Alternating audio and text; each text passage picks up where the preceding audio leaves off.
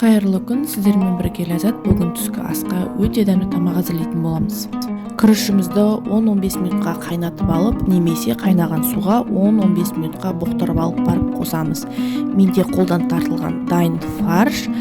Одан соң керекті мөлшерде жуамызды турап қосатын боламыз.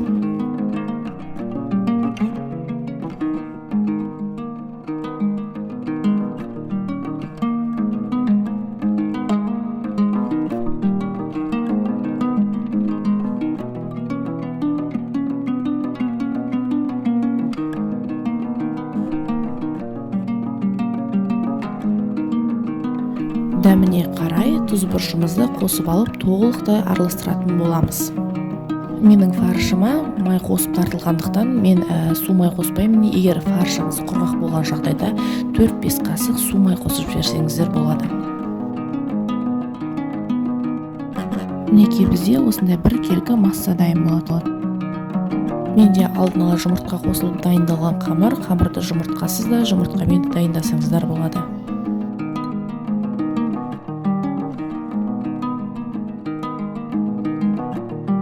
Нанымызды толықтай пельменге немесе мантыға жайғандай ғып жайып, осындай төртбұрышты көлемдерде кесіп аламыз.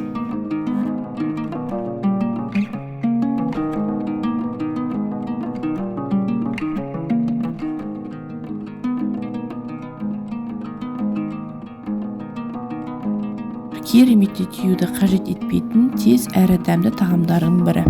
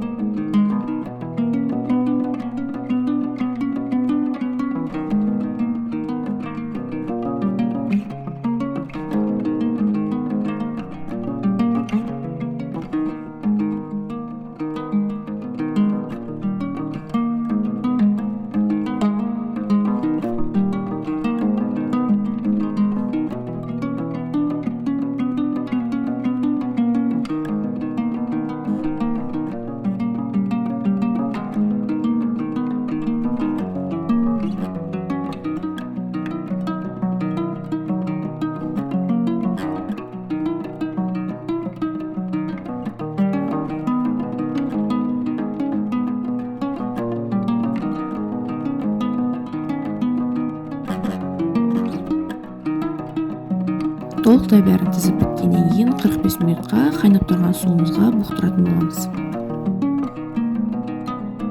Тамағымыз дайын болғанша соусын дайындайтын боламыз.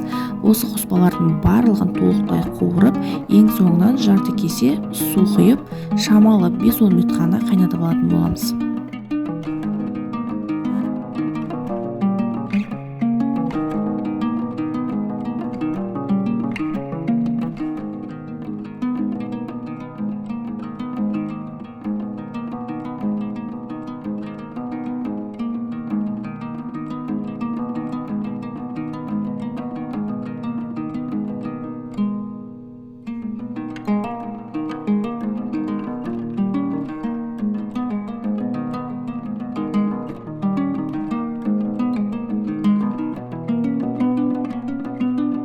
Он 15-20 минуттың көлемінде осындай өте дәмді соусымыз дайын болады.